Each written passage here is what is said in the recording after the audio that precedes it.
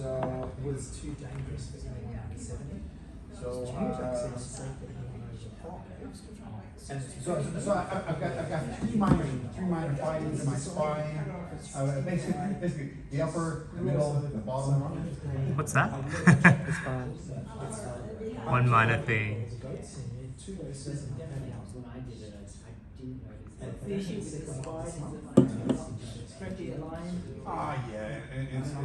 it's all posture.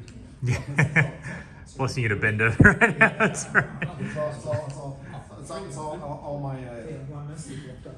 14, 16 hours in front of my laptop trying to.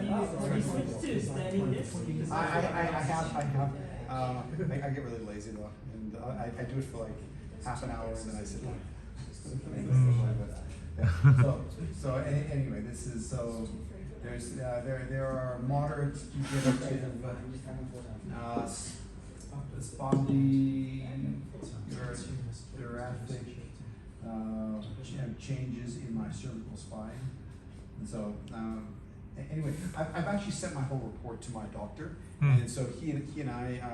He's asked me to do some blood work, and then so after I get my blood work, I'll come back, and so he and I are going to sit down and go through everything. Nice. I've also sent it to my personal trainer, which he finds the whole thing fascinating. So and especially the DEXA scan, he's watching very, very closely because he gets his done about the same time I get mine. We should share results a little bit. Yeah, so it's this one, and then.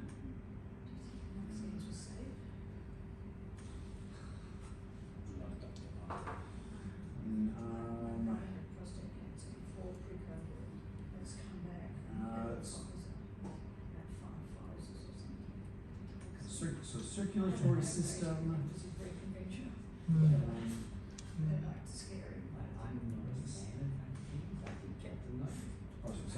This is circulatory system.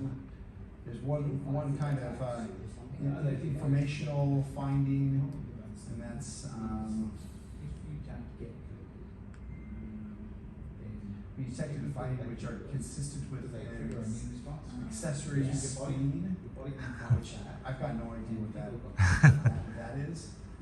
This is a benign incident finding for the Yeah. if you get COVID, respiratory. I think this is just they found. I think it's a lottery. But also my wife got fired up. Science. She got the third vaccine. She got but basically they've identified some mucus in the lungs. They said it's probably from allergies, and it could have been. I just gone down to California. I've been in California a long time. And so So this is all pretty much an electromagnetic yeah. but it then doesn't get down to the level of biochemistry. Well, that's it. So this is one view.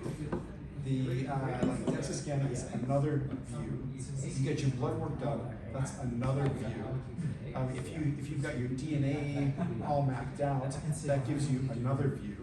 If you've got your gut biome done, then that's another view. So you basically take all the information And then you build a big picture. and you can build a big picture and all that information. If there's some things you do once, like DNA mapping once, but other things you do periodically, and you can see things that weren't right at one point, and then you can see what you can do to fix it and get those things better. Things like muscle mass and fat and all those things. Those are things that I feel like I've got a lot of control over. Yeah. So there it is. Oh, that's cool. Yeah. All right. Bring it to us. Any other questions? Any questions, guys? You guys have any questions? How often were you going to have the MRIs? Would you like? Question. I'll probably do the MRI because it's not that cheap. so probably every 2 years, I think. Is that what they recommend? There's people who do it every year. Oh. So I'm sure they recommend every year. You know. Retention. every week, yeah. But I figure every 2 years, I think that could give me a lot of information. Do your doctors use all the images? Do they use the information? I don't know. I've sent it all to my doctor. We're catching up probably next week, or next week or the week after. I'm just checking to see how long it takes to get my blood work in and get that results. And then once I get that, I'm gonna really and that's a fascinating question, because I'm gonna say, okay, how much does he actually care? Do you know what I mean? Yeah, yeah. Because I mean, it's the kind of thing like if I had a continuous glucose monitor on me all the time, and I sent my doctor that information, how much would he actually care about that information? And it's one of those things that at some point I have to imagine that an AI doctor would care a lot more than a regular doctor. But maybe you can just get a difference. Like if the glucose goes massively up or massively down, then he cares. But if it's just going along the same, then that's all he needs to know is that it's not changing. That's right, and so that's why I'd love to have probably a combined AI doctor that's got all the information, everything's coming along, and the AI doctor says, hey, John, take a look. If something seems a little fishy, take that to your regular doctor and see what they have to say. Yeah. Isn't that what this company should do? So they should provide the insights as well. Well, they kind of do. They've got these minor That's right, findings right. that they bring up. So I've got like 7 minor They can findings. sell this to different And companies that will make it soft. they say like Subscribe the to slightly enlarged prostate, which I think pretty much every guy has a slightly enlarged prostate, but it's one of those things that the doctor could look at that and say, okay, let's dig a little bit deeper on that. Let's look a little further on Or can you that. do it 2 months? You can't. when you do it Apple the second don't provide time, anything. would they compare it to your last time? Because I hope so. I'm meeting next Tuesday. There's a nurse who's going to call me and talk to me about all the outcomes from this, and that'll be a question I've got, because a DEXA scan does do that. You gotta have a doctor that cares. You got to have a doctor that cares. No, because most doctors don't. And even the ones they're that they're very traditional. A lot of doctors won't care. My brother had some results, not to the extent, but he was talking to the doctor, and the doctors just don't care. They don't care. You're not sick, don't care. Right? Well, if you're sick and you got results, maybe they'll look at it, but you've got to find a doctor that's going to be receptive to looking at information just outside their standard minute. Yeah. Because most GPs don't care, they've got 15 minutes and that's it, that's what you get. Unless you've got a long prescription, you pay your doctor lots of money. you get a longer visit. Then the doctors get a longer visit, then they'll care more about looking at But the even results. then, Can you take this to him in your 15 minutes and see if there's anything in there that... We don't find that. Like my wife's got a broken foot, right? And we were trying to go through some extra results and the doctor just doesn't have time to go through anything, right? What I found with my DEXA scan was my trainer cared a lot. Yeah. Cared a lot, and was thinking, okay, this is interesting information. We need to work on this. We need to work on this. And it was interesting because the trainer took it very personal, and will take it personal to make sure they make a difference in the future. Whereas a doctor's view on it is not to take it personal. It's like, okay, everything seems okay, good to go, and no problems. Not, okay, we've got these small things, let's see what we can do about that. well, but then even if you get a sympathetic GP, and I have a sympathetic GP, they've got to then, if there's something to be actioned, what they're supposed to do is send you to the appropriate specialist, right? The problem is getting a specialist who then, once again, is going to pay attention to the evidence. So I had a scan recently that showed something that we thought we should do something about. Not life-threatening, but something that could make a difference. And the specialist we went to didn't even want to look at it. She said, I wouldn't have even got that test. In fact, all of your last 30 odd years of medical history, why isn't it just this? And I said, well, because I've been to this dozens of specialists, they all thought that, we went through and it wasn't. Oh yeah, but it could be. So let's try this drug that treats that, and totally ignoring the evidence. But this was recommended by another specialist, not recommended by the GP. It's It's a racket. It is around. But it's interesting. So I mean, I used to fear certain things with AI, but with AI with medicine, I think it's going to be great. Yeah. Because the more information you can fill into the AI will be creating its own. But they hate you using even Google. The doctors all complain about Dr. Google. Imagine how much they're going to complain about Dr. AI. Just a note, the researchers have proved that MedPalm is more empathetic than doctors. Yeah. More empathetic, really? I like it. I like it. Better bedside manner. No, but Yeah. they've done the experiments, right? So empathy is very, very important because you need to have a doctor that listens to you, right, Yes. and cares enough to look at your results. Now, maybe the results you take them mean nothing. The fact is, you got to at least feel like you're listening to, Yeah. right? Here I've done this. Yes, they are not important because of these reasons.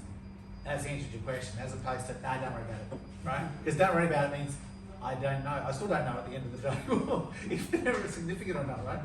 Yeah. But I think you need doctors to listen, and you need empathetic stuff. So if you have the AI doctors, at least it points you to asking the AI questions. Hey, I got this concern. What do you think? It will give you an analysis, which may or may not be flawed, as you know, right? But then at least you can then take that to your real doctor, and then you can say, hey doctor, I think I've got this concern. What do you think about this? And then maybe you get a doctor that listens to you and then can do further on tests, right? That's probably the use case early at the moment. Yeah. Like, bring it to your attention, because I always been arguing this, right? When we go to doctors, you have an unreliable witness, yourself. Because why would you go to a doctor? You don't go there for fun, you go there because you're sick.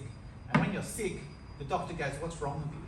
And if you're really sick, you're not thinking very well, are you, right? And so how many times have you ever gone to the doctor, you left the doctor, and you went, oh shit, I forgot to say about that. I forgot, right? You're an unreliable witness, right?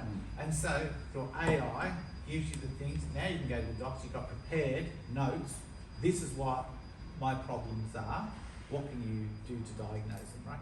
And I think that's probably the use case, right? Yeah. Well, I mean, the other thing, the other way, think about it, and this is sort of like, I'm sure you guys have all seen like the Meta Home and stuff like that. How they've kind of got this like screen, and there's like an AI there to talk to you, and you can talk to the AI. I'm imagining that if you had all this information in there, in the AI could then look at everything and say, okay, we've got it. Jonathan, you got a problem. Could I recommend you call your doctor to discuss A, B, C, and D, and the reasons why, and here's the argument of why you need to talk to a doctor, and here's the evidence that you've got to give to a doctor, and you can say, yes, I'd like to, and then AI could book an appointment, and then I'm imagining like a second screen where the doctor actually do a video call, the information goes to the doctor, and the doctor can then make a conclusion based on that. Is there some internal resistance by doctors because it might put them out of a job or reduce their... I imagine. I mean, I'm thinking about... Or liability. Liabilities. Liability could work against you either way though. Like on the one hand, if the AI says something and the doctor ignores it, they could be in trouble. Or if the AI says it and they do it, they could be in trouble because both could be wrong. But I think it's going to be integrated in. I think it's inevitable. Have you heard the story about the pigeons a couple of years ago? Where they actually got pigeons to look at slides, right? And they got the pellet if they picked a cancerous growth on a slide. They kept on, I've got it at home, and they kept on training them, and then when they flock source the material, right? In other words, they call it, right? 96% accuracy. Really? With pigeons. And he says, look, pigeons can do that. Computers are much better at vision recognition. Yeah. So it's much better again. So I think it's just inevitable. It's going to happen. Pigeons in your doctor's office. Yeah. What's the MR system? It's told. What's that? What's the MR system they provide to you? Is it one for tests, which is I think that's for I'm not sure. I'm not sure. We have MR system on some, or we simply specifies with the MR scan separate. And what we put the processing and connect it. I'm going to look at my agreement with them because more than likely they are using third parties to do this work. I mean, from a security point of view, my data has probably been shared with a dozen different third parties. No, that's not the case. Don't worry about that. So in the US system, don't worry about that. So another basic reason. Besides MRI scanning, what other check or examination ask you to do? What other checks do they ask me to do? Besides MRI scanning, it also ask what else? No, just with this one, just MRI scan. Right, okay. When they ask you to do the MRI scan, do they give you any injections? Like No. contrast agent? No, No, just plain MRI scan. just plain MRI scan. Right, okay. How long time they get in? They just put you into the system and 1 hour long time scan, that's it, right? Yeah, pretty much. So from your head to foot, right? Yes. Right, okay. Do you remember what the device they put on top of your body?